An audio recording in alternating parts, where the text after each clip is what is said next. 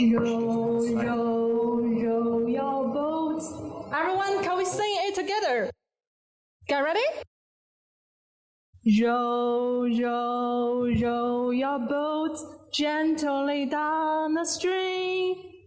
Merrily, merrily, merrily, merrily, life is but a dream. Oh my gosh, all of you were supposed to sing, and instead you left me standing alone singing. And how do you think I felt? But let me tell you, that's what I felt when I was young. When I was 7 years old, I sang this song on the stage for the New Year's performance at our school. Suddenly, a boy up front pointed at me and asked, "This girl is out of tone, but why can't she be up there?" Standing in the middle of the stage, like now, I could feel everyone laughing at me. I was ashamed and wanted to hide in the corner. But it took me at least 10 seconds to walk off. With every step, I could feel the laughter getting louder and louder. Since then, I have refused to sing and avoid being in that situation again. I was terrified of the sense of failure and being laughed at. Dear students, have you ever experienced failure? Yeah? What class? And what grade? And how about our parents? How do you feel when you fail? Experiencing failure is hard, but what makes failure even harder is when you have parents with high expectations. All parents want their kids to do well. Maybe up here. And now everyone please, look at the ceiling. That's how high my parents want me to reach, because they were teachers. I couldn't accept the label of failure, and I felt sad. So when I finally stood in front of my parents, I told them I didn't want to sing anymore. And my parents put their hands on my shoulder and said 2 nice words I will never forget. Work harder. Your parents may not be teachers, but I'm sure you will have these very high expectations at some stage in your life. Then, they signed me up for a singing class, and I went there every week. I tried to improve my singing skills to shine on the stage. 1 week, 2 weeks. And after 1 month, I wasn't improving. And my parents kept supporting me by saying, "Work harder." Have you ever been there? Have you ever been told by your parents to work harder on the things you are not good at? And how many of you don't like math? Yeah. Few people, and me neither. I hate math and everything with numbers. Oh my God, a nightmare. But you know what? Living with 2 math teachers and being bad at math, what's going to look like? I had to go to extra classes every day. I was an embarrassment to my parents. How could 2 math teachers have a child who is bad at math? Maybe I was adopted. Who knows? Have you ever had to go to extra classes to learn something you don't like? Especially in our country, parents always want their kids to get better in everything, which makes us feel like we are never good enough. So I always focused on my shortboard for a long time. What is shortboard? If that board is short, waterfall salt. So logically, that is our shortcomings or something we're not good at. According to the bucket theory, the strength of the thing depends on its shortcomings. So in this way, we have always focused on our shortcomings and fighting failure. But in high school, the more I focused on my shortboard, the more I failed. I was ordinary looking, so I tried to get a fashionable haircut. But nobody liked it. I didn't have a cool friend. So I started bringing breakfast to these cool classmates and giving them presents. But none of them paid attention to me. I received no gift on my birthday. Nobody even said happy birthday to me. I felt like a fool that day. I was so discouraged and wanted to escape from reality. I struggled with why I've tried so hard to improve my shortboard, but always failed.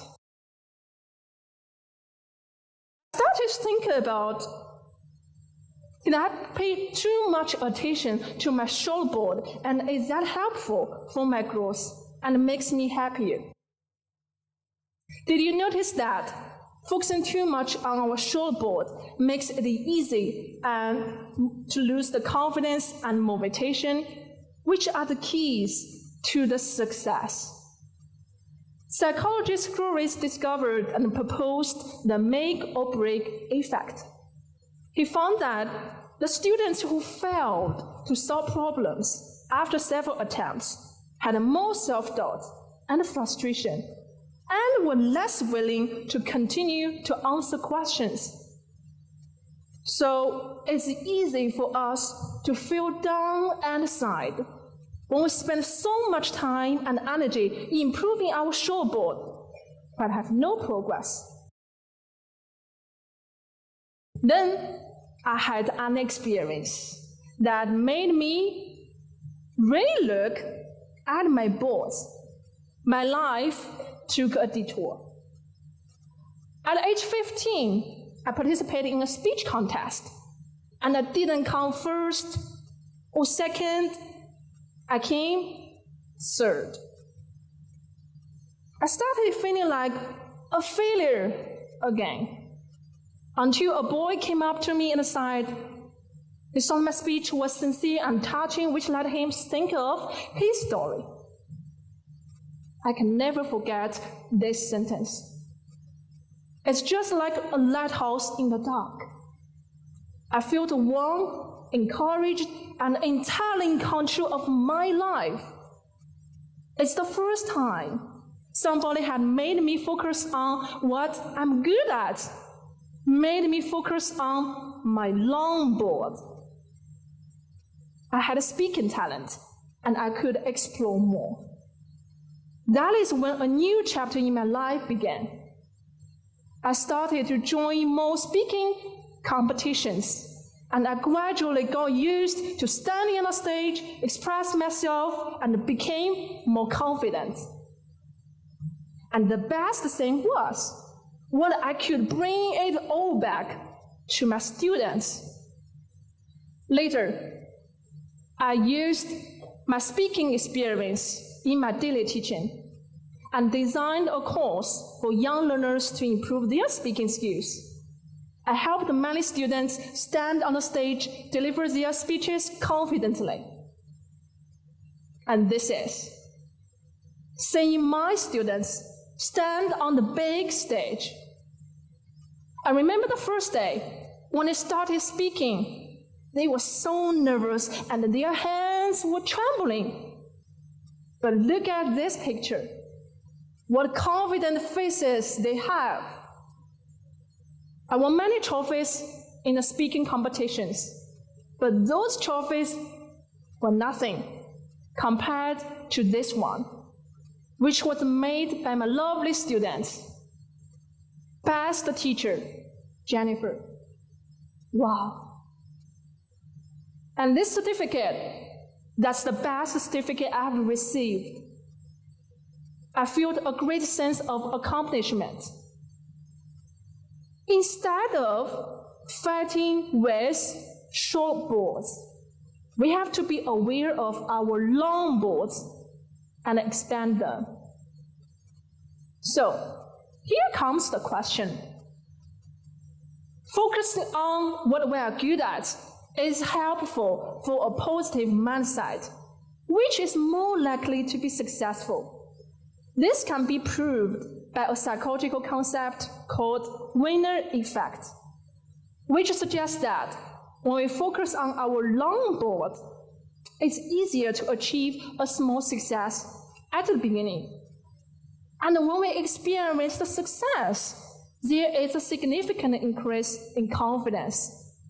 And this will motivate us to be more willing to take on new challenges and believe in our ability to overcome difficulties and succeed.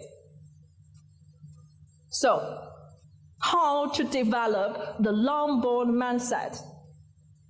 First, you need to stop comparing yourself to others and be the master of your own life. Don't be jealous of others, because yours is just as meaningful and unique. And then you can start thinking about what makes you different. You may be bad at math, but you may be very creative. You may not be good in singing, but you may have the talent in speaking. You need to believe everyone is different to be unique. With this belief, you can accept your weakness and focus on your strengths. And finally, you need to seize the opportunity to expand your long board. Set the goals for yourself at different stages and learn by doing. Practice your long board as a daily routine.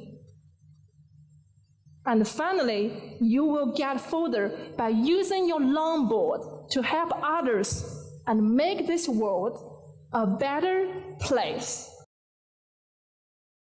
Today, I want to challenge you to think about your long board, to have this long board mindset in your life. Believe in the possibilities and see what amazing place it may lead you to. Our lives are just like this bucket, and the success we pursue is just like the water. If you want more water and more success, do not always stare at your shortboard. Why not tilt the bucket? We can have more water and more success with a long board. Singing was my shortboard in my childhood. Singing now, still my shortboard. But I'm not going to be afraid of it, because I have many long boards. We will always have many shortboards in our lives. Always. And if you spend your entire life trying to make your shortboard into longboard, you are going to fail. Because there will always be shortboards. The way to succeed is to try to find out what you are good at, to find your passion. And more importantly, you have to keep moving forward, no matter what happens. Because if you stop, you will never reach your goal. Row, row, row your boat gently down the stream. Merrily, merrily, merrily, merrily, life is but a dream. Everyone, if your paddle is too short and someone steals your paddle and the river is too strong, what are you going to do? Row, row, row your boat gently down the stream. Merrily, merrily, merrily, merrily, life is but a dream. Keep rowing and go for your passion. Thank you.